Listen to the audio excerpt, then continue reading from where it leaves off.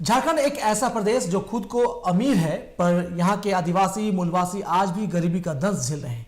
रही सही कसर राज्य की कुछ परंपराओं ने पूरी कर दी है। जी हाँ, एक ऐसा ही परंपरा है झारखंड का लोको पर्व टूसू, जिसमें इसकी आड़ में खुलेआम जानवरों के साथ क्रूरता और दांव लगाया जाता है।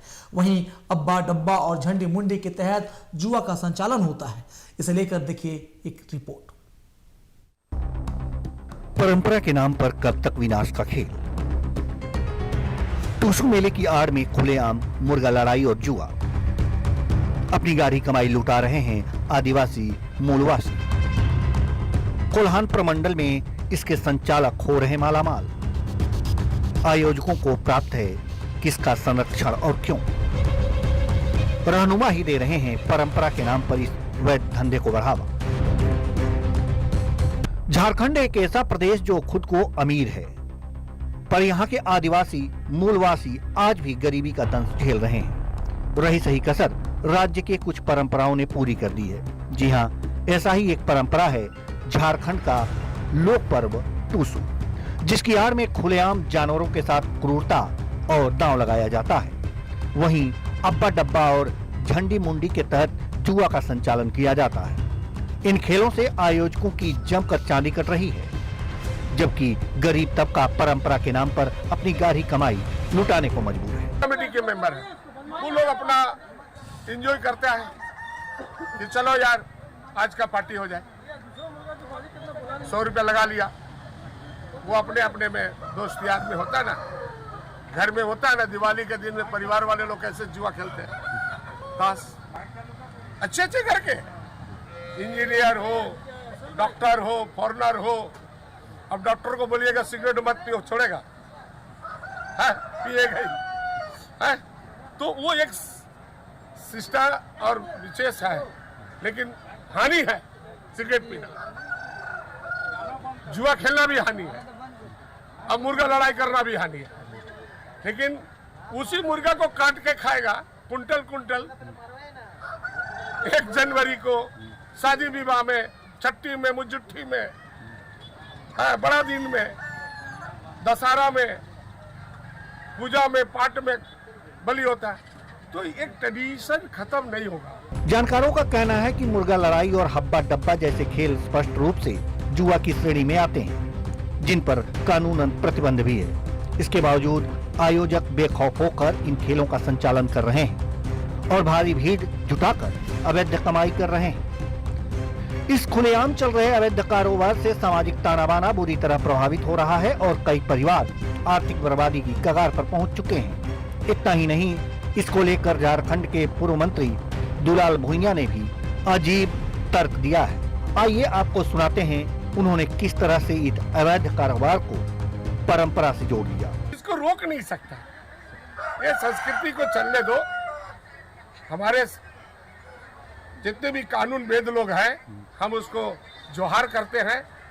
हर चीज में माने एक्ट को जोड़ने से है ना, हमारा नहीं चलेगा। सम्मानित रूप से, इसीलिए ये हमारे परंपरा है। लोग में मुर्गा लड़ाना, भेड़ा लड़ाना, काड़ा लड़ाना, आदमी में मत लड़ना।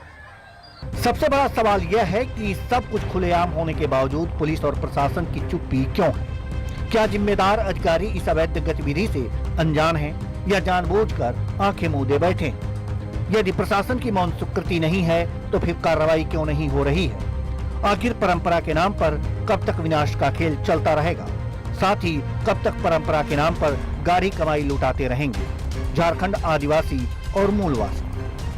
जमशेदपुर से संवाददाता सुमित झा की रिपोर्ट। और पूरे मामले पर बात करने के लिए हमारे साथ हमारे संवाददाता, हमारे सहयोगी सुमित झा जुड़ चुके हैं। सुमित जी, परंपरा के आड़ में हम कब तक इस तरह के जुए को बढ़ावा देंगे? क्योंकि कहीं ना कहीं इसके आड़ में आकर गरीब आदिवासी ही अपनी गाढ़ी कमाई लुटाते हैं। और जिस तरह हमने देखा कि दुलाल भुइयां जैसे जनप्रतिनिधि जो पूर्व मंत्री रह चुके हैं, वो इस चीज को अपने दलीलों से बहुत हद तक न्यायोचित ठहराने की कोशिश करते हैं।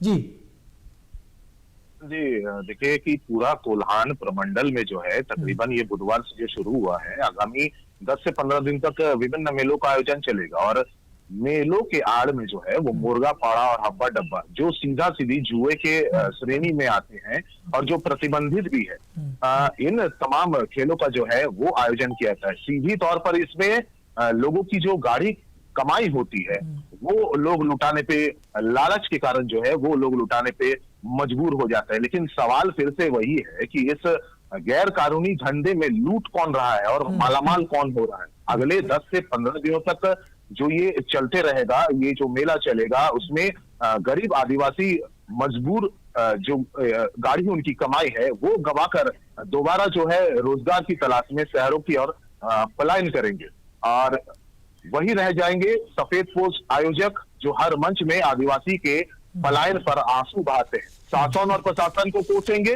और इसी बर्बादी पर अपनी राजनीति जो चमकाएंगे।